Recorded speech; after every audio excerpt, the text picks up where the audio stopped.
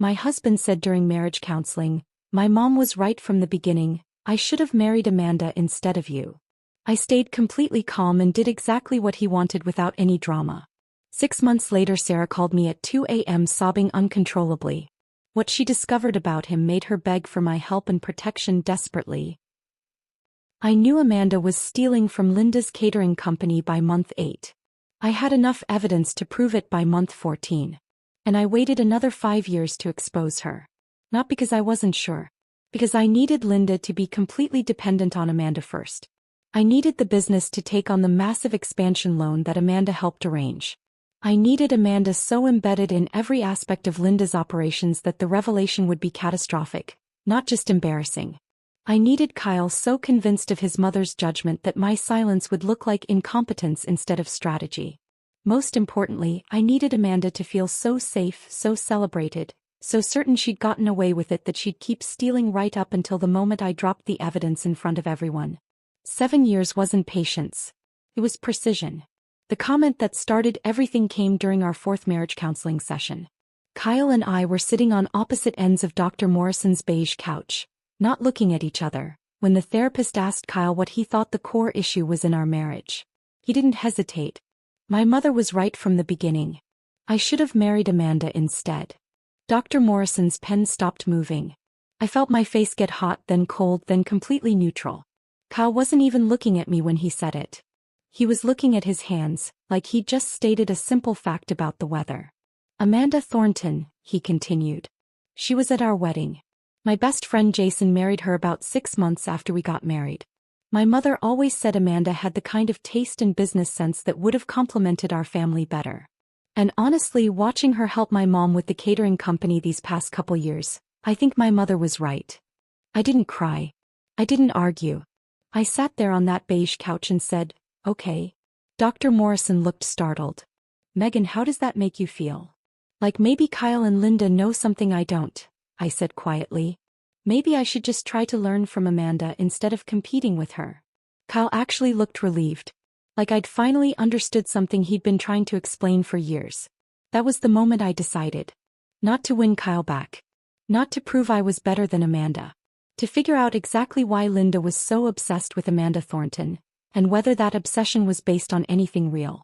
Linda owned Prestige Affairs, a catering company she'd built over 25 years into something genuinely successful. She did corporate events, weddings, fundraisers throughout the region. She had 12 full-time staff and brought in seasonal workers for bigger events. It was legitimate, profitable, and entirely Linda's pride. She'd never liked me. From the first family dinner, she'd made that clear. I worked as a data analyst for an insurance company, which Linda found uninspiring. I preferred reading to attending her charity luncheons, which she found antisocial. I wore simple clothes and didn't understand why centerpieces mattered, which apparently confirmed I had no sophistication. Amanda was everything Linda wanted in a daughter-in-law. Amanda attended the art museum fundraisers. Amanda knew which wines paired with which courses. Amanda had opinions about escort card fonts and could discuss floral trends with actual enthusiasm. When Jason married Amanda, Linda practically adopted her. She brought Amanda to vendor meetings. She asked Amanda's opinion on event designs. And then about 2 years into my marriage to Kyle, Linda officially hired Amanda as an event consultant, at $1,500 per event. I was at that family dinner when Linda announced it. "Amanda has such a refined eye," Linda said, beaming. "She's going to help elevate our aesthetic and bring in a more discerning clientele." Kyle nodded along. "That's a great idea, Mom. Amanda really understands quality." I was cutting my chicken and didn't say anything. Linda glanced at me. "Megan, I don't suppose you'd be interested in helping with some of the administrative work? I know numbers are more your speed than creative decisions." It was dismissive. Condescending. Exactly the kind of comment Linda had been making for 2 years. And I said yes. "I'd be happy to help with whatever you need," I told her. "Permits, vendor contracts, invoicing, whatever takes time away from the creative work." Linda looked mildly surprised but pleased. "Well, that would actually be helpful. The paperwork side has gotten tedious."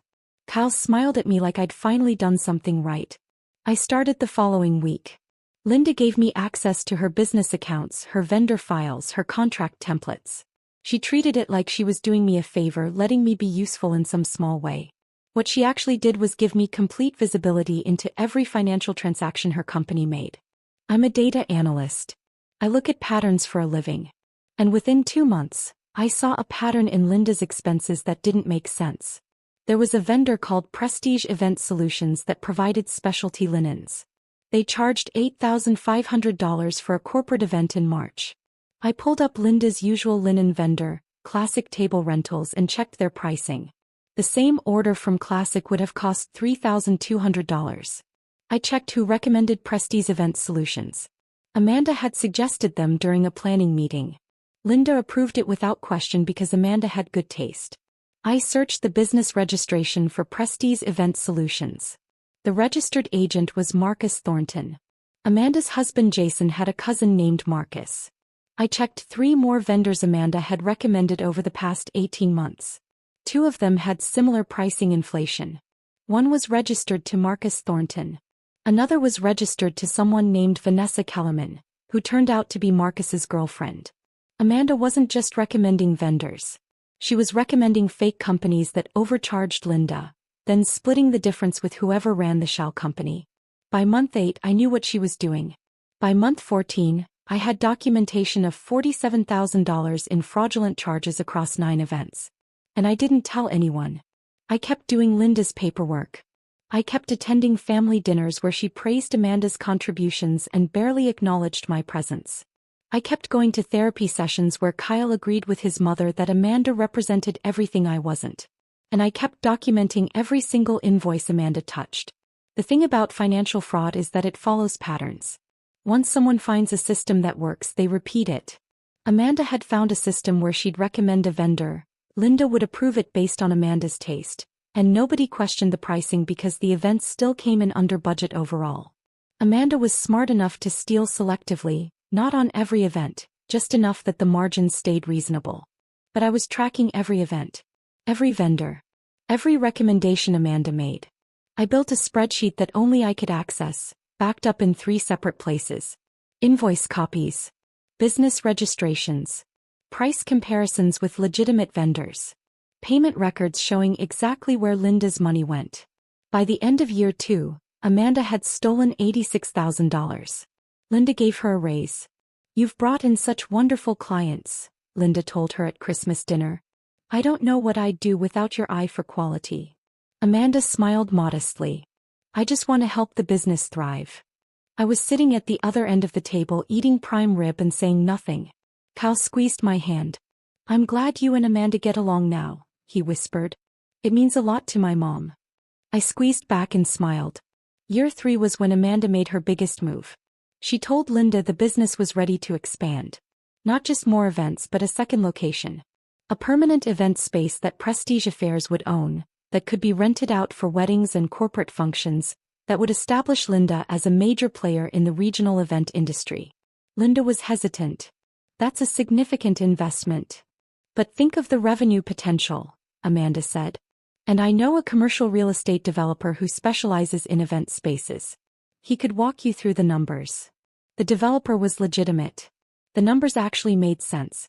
Linda took out a $600,000 loan and bought a converted warehouse space 40 minutes outside the city. The renovation took 8 months. Amanda consulted on every design choice.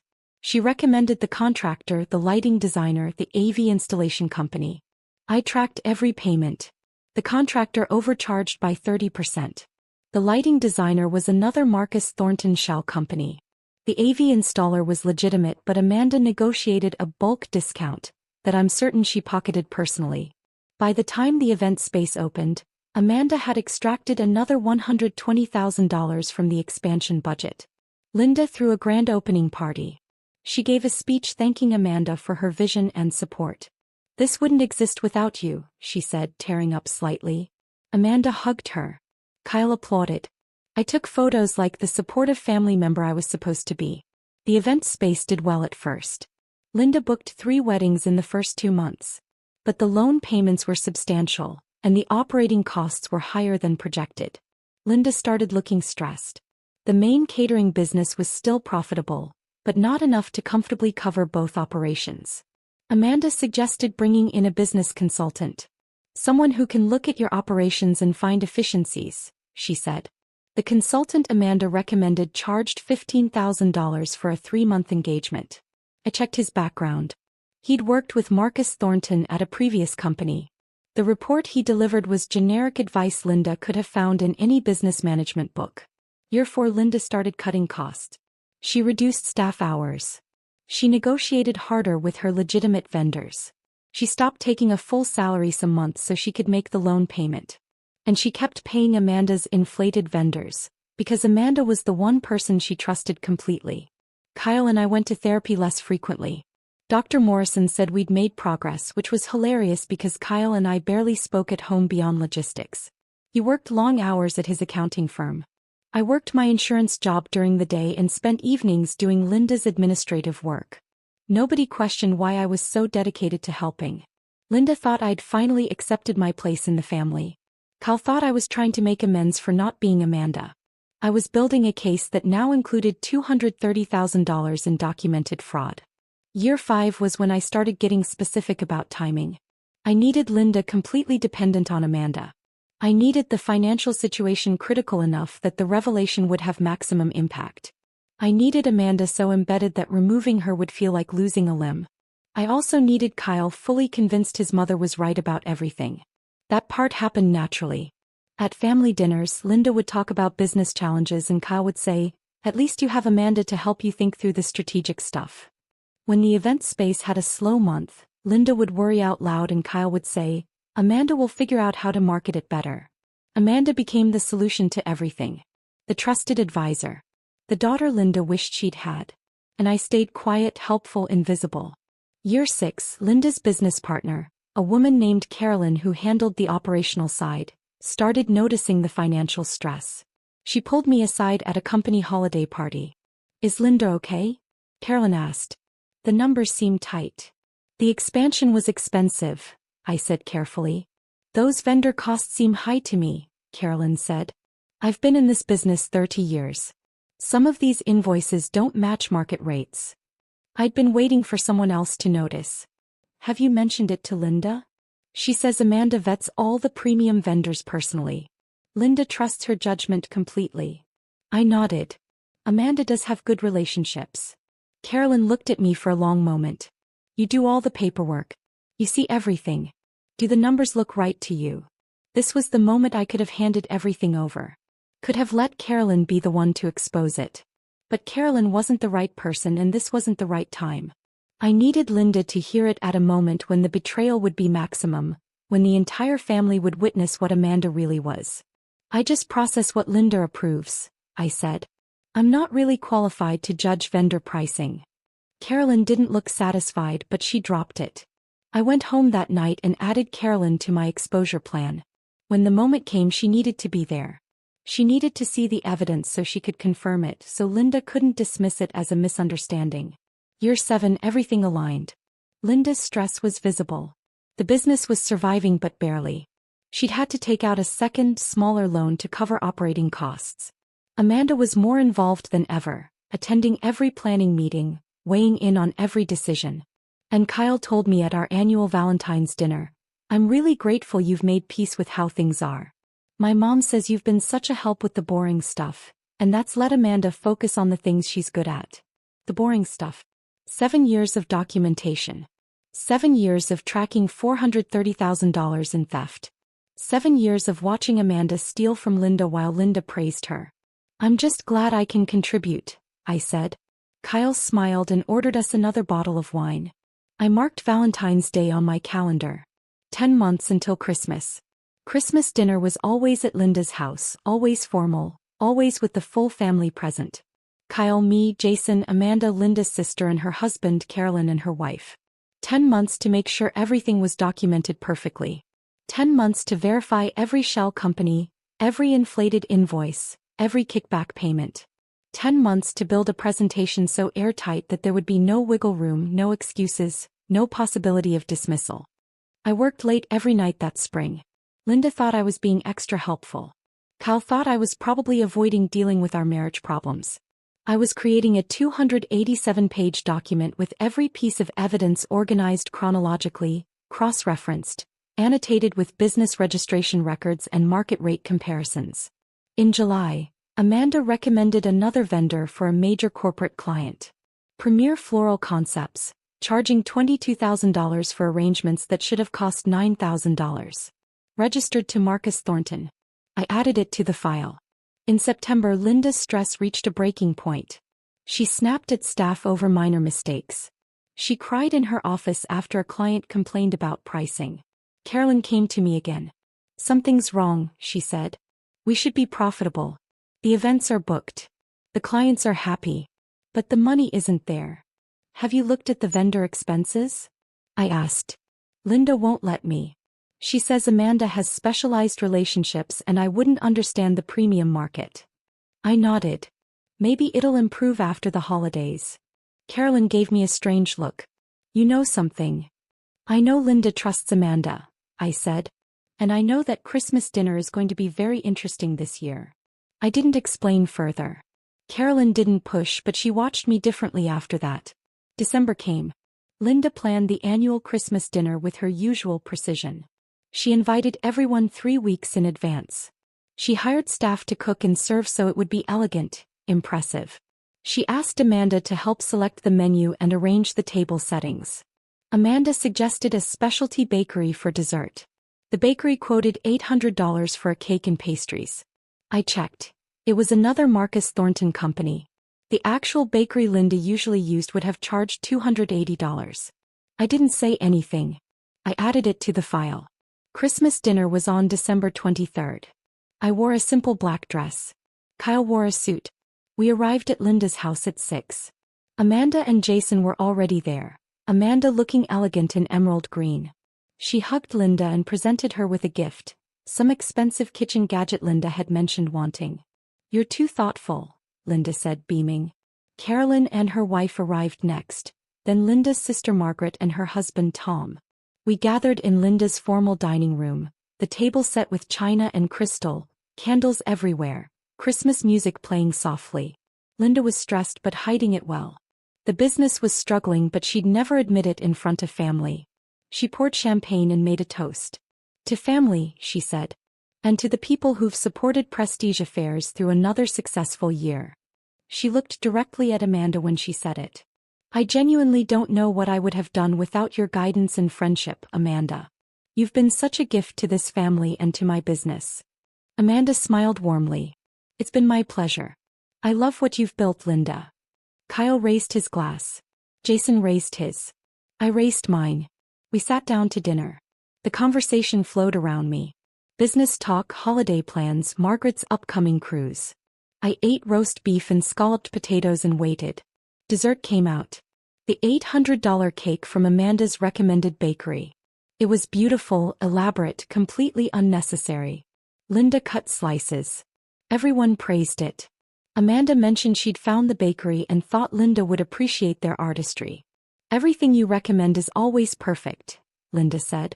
I reached into my bag and pulled out a manila folder. I placed it on the table next to Linda's dessert plate. The conversation didn't stop immediately. Linda glanced at the folder, confused. "What's this?" "7 years of documentation," I said quietly. "Every vendor Amanda recommended. Every invoice she influenced. Every dollar that left your business and went to shell companies owned by Marcus Thornton and his associates." The table went silent. Linda stared at me. "What are you talking about?" "Amanda has been stealing from Prestige Affairs since month 6 of her consulting arrangement. The folder has 287 pages of evidence. Business registrations. Invoice comparisons with market rates. Payment records. She's extracted $437,000 from your company over 7 years, including $140,000 from the expansion project that you're currently struggling to finance." Amanda's face went white. "That's insane. I would never." "Prestige Event Solutions," I said, looking at her directly. "Premier Floral Concepts. Elite Staffing Services. Distinction Lighting Design. All registered to Marcus Thornton, Jason's cousin, who splits the profits with you. I have the business registrations. I have the payment records. I have price comparisons showing exactly how much each vendor overcharged compared to legitimate market rates. Jason stared at Amanda. Marcus? My cousin Marcus. Kyle was looking at me like he'd never seen me before. You've been investigating this? I've been documenting it, I corrected. Since month 8 of Amanda's consulting arrangement. I had enough evidence to prove fraud by month 14.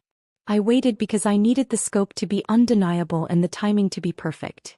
Linda opened the folder with shaking hands. The first page was a summary sheet. Total fraud, $437,000. Number of fake vendors, 12. Time period, 7 years. Supporting documentation, 286 pages. She flipped to the next page. A detailed breakdown of the first fraudulent vendor, including the business registration showing Marcus Thornton as owner, the invoice Amanda's recommendation generated, and a price comparison with 3 legitimate vendors. This can't be real, Linda whispered. Carolyn stood up and came around the table. She looked over Linda's shoulder at the documentation. Her face hardened. It's real, Carolyn said. I've been worried about the vendor costs for 2 years. I told you something felt wrong. Amanda pushed back from the table. You're all believing this?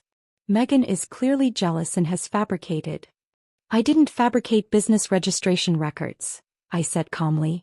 The state maintains those. I didn't fabricate your text messages to Linda recommending these vendors. I didn't fabricate the invoices or the payment records. Everything in that folder came from Linda's own business files and public records. You can verify every single piece of information independently. Margaret leaned forward. Amanda, is Marcus really Jason's cousin? Jason nodded slowly, looking sick. Yeah. He works in event services. I thought it was a coincidence when his company started getting hired. It wasn't a coincidence, I said. Amanda created the companies, Marcus registered them, and they split the overcharges. The bakery that made tonight's dessert? That's one of them. The actual cost for this cake was about $280. You paid $800. Amanda and Marcus split the $520 difference. Linda was crying now, quietly looking through page after page of documentation. Kyle was staring at me. Why didn't you tell us years ago? Because 7 years ago, Amanda had stolen $47,000 and Linda would have paid her back quietly to avoid scandal. Because 3 years ago, the evidence was substantial but Amanda could have claimed ignorance about Marcus's business practices. Because I needed Amanda to be so deeply embedded in every aspect of this business that the revelation would be catastrophic. I needed Linda completely dependent on her. I needed you completely convinced your mother was right about her. I needed Amanda to feel so safe that she'd keep stealing right up until this moment. I looked at Linda. I've been your administrator for 7 years. I see every transaction, every contract, every payment. I noticed the pattern in month 6. I documented it in month 8. I proved it in month 14. And I waited until you'd taken on debt based on Amanda's advice, until the business was struggling under the weight of her theft, until everyone at this table had spent years praising her judgment. Amanda stood up. I'm leaving. You should probably call a lawyer instead, Carolyn said. She'd taken out her phone. I'm calling the police. This is embezzlement and fraud. Amanda looked at Jason. You can't believe this. Jason was looking at the folder in Linda's hands. Did you do it? No. This is completely. Because if Marcus is involved and you recommended his companies, I need to know right now if you did this. Amanda's silence was answer enough. She grabbed her purse and headed for the door. Jason didn't follow her. Linda was still crying, turning pages. Margaret had moved to sit next to her, reading over her shoulder. Tom was on his phone, presumably looking up the business registrations I'd cited. Kyle stood up and came over to where I was sitting. Why didn't you tell me? Because you spent 7 years telling me your mother was right and I wasn't good enough. Because you said in therapy you should have married Amanda instead. Because if I'd told you earlier, you would have defended her and questioned my evidence. I needed the evidence to be so overwhelming that there was no defense, no question, no room for anyone to dismiss what I found. He looked gutted. I never thought. No, I agreed. You didn't think. About what I was doing, about why I was doing it, about whether maybe I had reasons for staying quiet. You just assumed I'd finally accepted my place. Carolyn came back to the table. Police are sending someone. This is going to be a formal investigation. She looked at me. Did you make copies of this documentation? 3 complete sets. 1 with my lawyer, 1 in a safety deposit box, 1 encrypted digitally. Carolyn almost smiled. You've been planning this for a long time. 7 years, I said. Not patience. Precision. The police arrived 40 minutes later. Linda gave them the folder. They took statements from everyone at the table. Amanda had already left, but they had her information from Jason. They explained this would be investigated as wire fraud and embezzlement, that the evidence would be reviewed by financial crime specialists, that charges would likely be filed. Linda sat in her living room after they left, Margaret beside her still looking shell-shocked. How much of the expansion money was stolen? She asked me. Approximately $140,000. The contractor overcharged by 30%, which was split with Amanda. The lighting designer was entirely fake. That was $35,000. The AV installation was legitimate, but Amanda negotiated a kickback. Several of the furniture and equipment vendors were Marcus's companies. The business consultant worked with Marcus previously. The report was worthless. That was $15,000. Linda closed her eyes. I can't believe I didn't see it. She was very good at making you think it was about taste and quality, I said. And you wanted to believe in her. Kyle was sitting across the room, looking at his hands the way he had in Dr. Morrison's office when he said he should have married Amanda instead. Carolyn checked her watch. I should go. Linda, we'll talk tomorrow about next steps for the business. Megan, I assume you have recommendations. Several. But they can wait. After Carolyn left, Margaret convinced Linda to go lie down. Tom cleaned up the dessert plates nobody had finished. Jason sat in the corner calling someone repeatedly, probably Amanda, and getting voicemail. Kyle walked over to me. Are we going to talk about this? About what? About how you spent 7 years agreeing with your mother that I wasn't good enough. About how you said you should have married a woman who was stealing from your mother's business. About how neither of you noticed that the boring administrative work I was doing was actually protecting Linda from financial ruin. I didn't know. You didn't ask. You didn't wonder why I was helping. You just assumed I was trying to earn approval I'd never get. He sat down heavily. What do you want me to say? Nothing. I don't want you to say anything. I wanted you to notice 7 years ago that your wife was competent and paying attention. I wanted your mother to respect the work I was doing instead of dismissing it. I wanted Amanda to face consequences for theft instead of praise for sophistication. I got 2 out of 3. I stood up and got my coat. Where are you going? Kyle asked. Home. Our home, not your mother's house. I'm tired. I drove home alone, leaving Kyle at his mother's house to deal with the aftermath. I made tea and sat in my quiet kitchen and felt nothing except a kind of distant satisfaction. 7 years of watching Amanda steal while everyone praised her. 7 years of being dismissed as not good enough. 7 years of documentation and patience and precision. And now Linda knew. Kyle knew. Jason knew. Carolyn knew. The police knew. Amanda's life was about to collapse. The criminal investigation. The civil lawsuit Linda would file. The divorce Jason would initiate. The exposure in their social circle. Everything she'd built on fraud and theft, gone. I slept well that night. The next morning Linda called me. Can you come by the office? Carolyn and I need to talk to you. I drove to Prestige Affairs. Linda looked like she hadn't slept. Carolyn looked grim but focused. We need you to walk us through everything, Linda said. The police will need it, but I need to understand it first. I spent 4 hours going through the documentation. Every vendor. Every invoice. Every shell company. Linda cried twice. Carolyn took detailed notes. By the end, they had a complete picture of how Amanda had systematically stolen from the business while positioning herself as its savior. The expansion loan, Linda said. If she hadn't inflated those costs. You'd be profitable right now, Carolyn finished. The event space would be working exactly as projected. Linda looked at me. Why didn't you tell me earlier? When you first noticed? Because I needed you to see the full scope. If I'd told you in month 8 when I had $47,000 in evidence, you might have paid her back quietly, fired her and moved on. She would have faced minimal consequences. I needed the theft to be so extensive, so undeniable, so embedded in your business decisions that there was no way to minimize it. You let her keep stealing for 7 years. I documented her stealing for 7 years. Every dollar she took is accounted for. Every fake company is traced. When you sue her, when the police prosecute her, there will be no question about guilt or damages. That's what 7 years of precision gets you. Linda was quiet for a long time. Then she said, I'm sorry. For how I treated you. For what I said about you.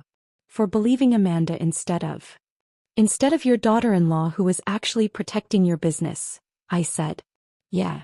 I don't know how to fix this. You can't. You can move forward. You can rebuild. You can use my documentation to recover some of the money through lawsuits and insurance claims. But you can't fix 7 years of choosing Amanda over me. Carolyn looked at me carefully. What are you going to do? I'm going to file for divorce, I said. I already have the paperwork started. Linda's face crumpled. Because of Kyle saying he should have married Amanda? Because Kyle spent 7 years agreeing with you that I wasn't good enough, while I spent 7 years protecting your business from the woman you both thought was better than me? That's not fixable. I left them in the office and drove home. Kyle was there sitting at the kitchen table. My mom called me, he said. She told me you're filing for divorce. I am. Because of what I said in therapy. Because of what you said, what you believed, what you never questioned. I watched you agree with your mother for 7 years that Amanda was superior in every way. I watched you trust her judgment over mine. I watched you dismiss everything I did as just administrative work. And I waited until you saw exactly who Amanda really was before I ended this. You really waited 7 years just to prove a point? I waited 7 years to prove Amanda was a criminal, and I was the only person paying close enough attention to catch her. That's not a point. That's a fact. He looked devastated, which was not particularly satisfying but also not my problem anymore. The police investigation took 3 months. They confirmed everything in my documentation. Amanda was charged with wire fraud, embezzlement, and operating a criminal enterprise. Marcus was charged as an accomplice. The prosecution was solid. Jason filed for divorce immediately. Linda filed a civil lawsuit to recover damages. Her insurance covered some of the theft. The lawsuit would take years but would likely succeed given the criminal evidence. Kyle and I went through mediation. It was civil but cold. We divided assets. I kept the documentation that had saved his mother's business. He kept the family that had spent 7 years telling him I wasn't good enough. Christmas came around again. I wasn't at Linda's formal dinner. I was in my own apartment, the one I'd rented after the divorce finalized, drinking wine and reading. My phone rang at 2 a.m. Unknown number. I almost didn't answer. It was Amanda. Megan. Her voice was wrecked. Sobbing. Please. I need help. You need a lawyer. You have charges pending. I know. But there's something else. Something I found out about Marcus. About what else he was doing. I'm scared. I don't know who to trust. Why would you call me? Because you spent 7 years documenting everything. You see patterns. You understand how this stuff works. Please. I'll tell you everything. About how it started. About why I did it. About what Marcus is involved in that I didn't know about. I just need someone who'll actually listen. I hung up. She called back immediately. Please. I'm not asking for forgiveness. I'm asking for help. There are people involved in this who are dangerous. Marcus was using Linda's business for more than kickbacks. I just figured it out. If you still have any sense of wanting to protect Linda's company, you need to know this. I paused. What kind of more? Money laundering. Through the vendor payments. I thought we were just stealing. Marcus was running dirty money through those shell companies. And now those people know the fraud got exposed. They know there's documentation. They know everything's going to come out in court. That was a different problem. That was a problem that could extend beyond Amanda's fraud into Linda's business being used for criminal enterprise. I'll meet you, I said. Tomorrow. Public place. Thank you. Thank you. I hung up and sat in the dark thinking. 7 years of documentation. 7 years of tracking every vendor, every payment, every transaction. And apparently I'd tracked something bigger than I realized. I made myself more tea. Tomorrow I'd find out what Amanda really wanted. Tonight I'd review my files and see if there were patterns I'd missed. Patterns that might explain why Amanda sounded genuinely terrified. 7 years of precision had destroyed Amanda's life. But it might have created an entirely new problem. And despite everything, despite the divorce and the betrayal and the 7 years of being dismissed, I was the only person who had the documentation to solve it. I opened my laptop and started reviewing shell company transactions, looking for patterns that went beyond simple theft. Turned out 7 years of setup wasn't finished yet. It was just entering a new phase. 7 years of silence. One perfect moment of exposure. Was Megan's precision worth the wait? Drop a comment with your favorite moment. The Christmas dinner reveal? Amanda's 2 a.m. panic call? Hit that subscribe button for more stories where patience becomes the ultimate weapon. Which part gave you